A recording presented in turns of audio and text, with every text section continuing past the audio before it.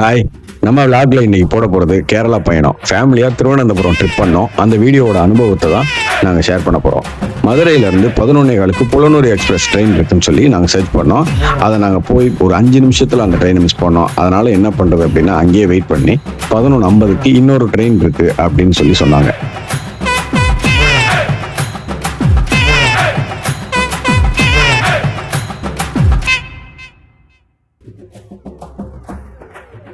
அந்த 11:50 எக்ஸ்பிரஸ்ல ஏறணும். அது 11:50 இருந்து 4 மணி வரைக்கும் நாகர்கோவில்ல ரீச் ஆகும். அதுக்குள்ள என்ன பண்றது, ட்ரெயினுக்குள்ள நல்லா இருந்துச்சு, ஆட்டம் போட்டோம். தியாவுக்கு சொல்லவே வேணாம், அவங்க ஃபேவரட் வீடியோ 6 10க்கு 10 அந்த பாட்டை போட்டு விட்டு அவங்க வாட்டி ட்ரெயின் இது ஃபர்ஸ்ட் டைம் நல்லா என்ஜாய் பண்ணிட்டு வந்தாங்க.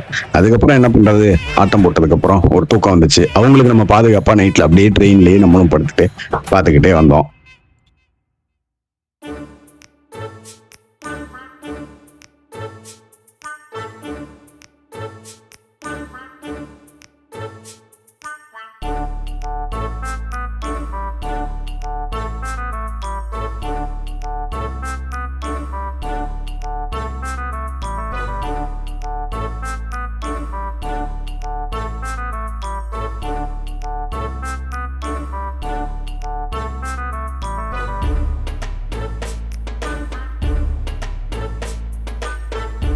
நாகர்கோவில் ரீச் ஆக ஒரு 4 மணிக்கு அங்கே இறக்கிட்டாங்க. 4 மணில இருந்து ஒரு 2 மணி நேரம் அங்க இருந்து லோக்கல்ல இருந்து திருவனந்தபுரத்துக்கு போய் ரீச் பண்ணோம்.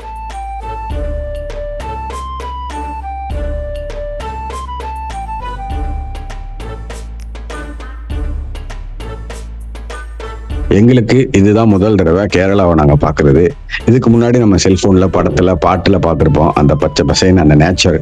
அதை முதல்ல பார்க்கும்போது விடியல அது ஒரு தனிப்பட்ட ஒரு அழகா இருந்துச்சு.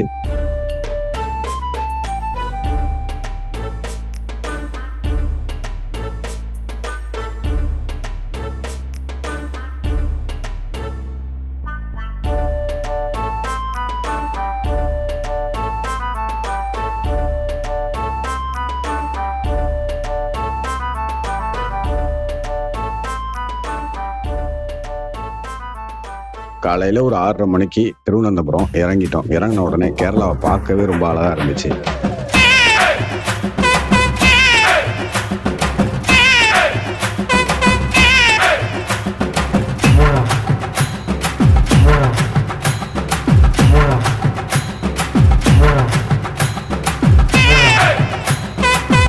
அதுக்கடுத்து அங்கேருந்து மலபார்னு ஆப்போசிட்லேயே ஒரு டீ ஷாப் இருந்துச்சு.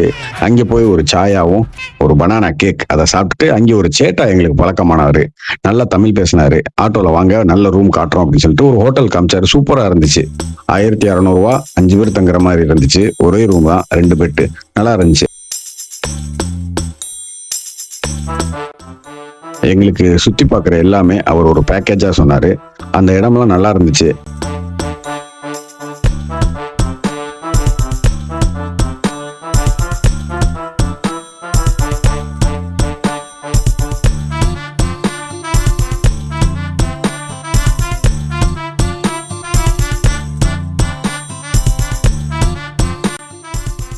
ஒரு மணி நேரம் அந்த ரூம்ல நாங்க எல்லாம் கிளம்புறதுக்கு டைம் எடுத்துக்கிட்டோம்.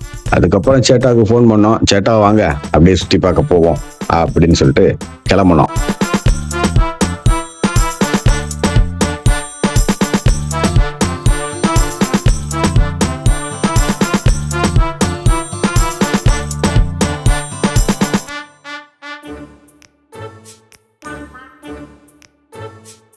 அப்புறம் சேட்டாவோட கிளம்பிட்டோம். அவர் வந்துட்டு எந்தெந்த இடத்துக்கு போறோம் அப்படிங்கிறத எக்ஸ்பிளைன் பண்ணாரு. ஓகே, அந்த இடத்துக்குலாம் போறதுக்கு ரொம்ப ஆர்வமா அப்படி போயிட்டு இருந்தோம். பேசிட்டே போனோம், நல்லா பேசிட்டே போனாரு. அப்புறம் ஃபர்ஸ்ட் டிஃபன் இங்கே அப்படின்னு கேட்கும்போது டிஃபன் ஒரு இடத்துக்கு நல்ல இடமா காட்டுன்னு சொல்லி கூட்டிட்டு போனாரு. ஆனந்தம் மெஸ் அப்படின்னு ஒரு இடம் இருந்துச்சு. அங்கே போய் சாப்பிட்டோம். சும்மா சொல்லக்கூடாது, செமையா இருந்துச்சு.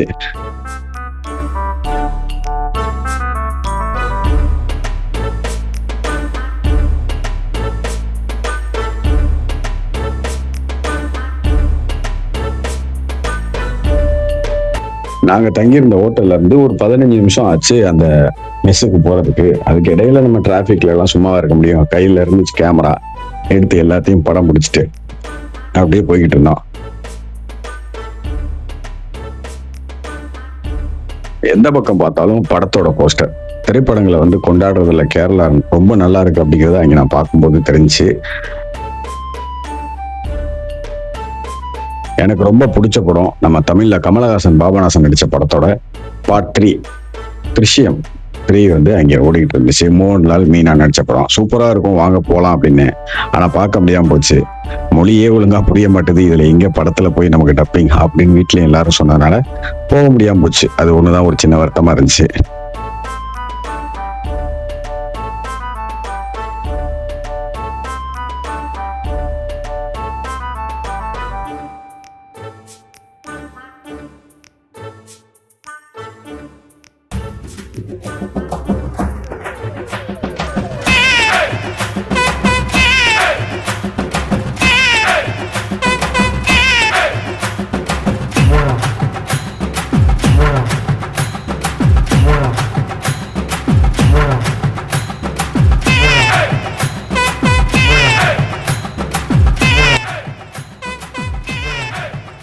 நாங்க போய் சாப்பிட்ட அந்த ஹோட்டல்ல ஒரு சூப்பரான ஒரு விஷயம் பார்த்தேன். 1968 இருந்து 2025 வரைக்கும் நம்ம விருந்து உபசரிப்பு முறை அப்படிங்கிறத எப்படியெல்லாம் இருக்கும் அப்படிங்கிறத காமிச்சாங்க. அதுல 2028 கேள்வி முறையாகவும் போட்டிருந்தாங்க.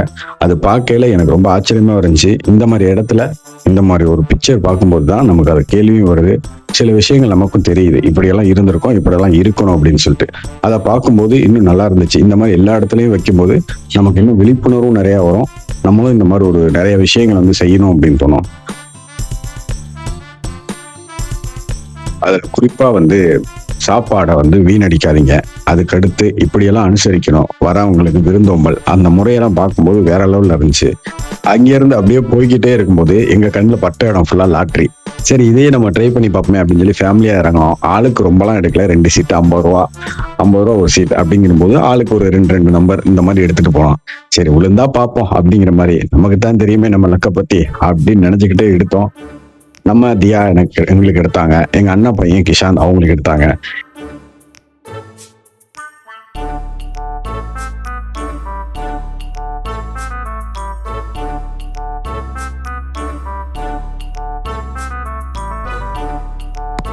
ரிசல்ட் ஈவினிங் ஒரு 3 மணிக்கு வந்துடும் அப்படின்னாங்க. அந்த ஒரு ஆசையிலையும் சரி போனோம், என்னதான் இது பார்ப்போம் அப்படின்னு சொல்லிட்டு அங்கிருந்து எடுத்துட்டு அதுக்கப்புறம் தான் நாங்க அந்த சேட்டாவோடய பேசிட்டு போனோம். அந்த ஊரோட இதெல்லாம் சொல்லிட்டு வந்தாரு. அதுக்கப்புறம் அங்கிருந்து நாங்க சுத்தி பார்க்குற இடத்துக்கு ஒரு 25 நிமிஷம் போனோம். நாங்க முதல்ல போன இடத்தோட பேர் வந்து பூவார் ஐலாண்ட். பூவார் ஐலாண்ட்ல ஒரு 2 மணி நேரம் வந்து ஸ்பெண்ட் பண்ணலாம். போட்டிங்ல தான் போற மாதிரி இருக்கும். செமையா இருந்துச்சு. உள்ளுக்குள்ள நேச்சுரலுக்குள்ள தண்ணி, அதுல வந்து ஃபுல்லா காடு பறவை உள்ள எல்லாமே இருந்துச்சு. அது அமேசான் காட்டுக்குள்ள போற மாதிரியும் இருந்துச்சு. அவர் எக்ஸ்பிளைன் பண்ணார். ஒரு 10 இடத்துக்கு வந்து நாங்க ஸ்பெண்ட் பண்ணோம். 2 மணி நேரத்துக்கு 5 பேருக்கு அதுல 7000 ஆச்சு. நம்ம அந்த இடத்துக்கு போறதுக்கு முன்னாடியே அந்த இடத்தோட பெருமையெல்லாம் சொல்லிடுறாங்க. அதை நம்ம நேரா பார்க்கும்போது நமக்கு இன்னும் ஒரு இந்த 7000 கொடுத்ததுக்கான ஒரு மகிழ்ச்சி நமக்கு இருக்கு. அதுல நல்லாவே இருந்துச்சு.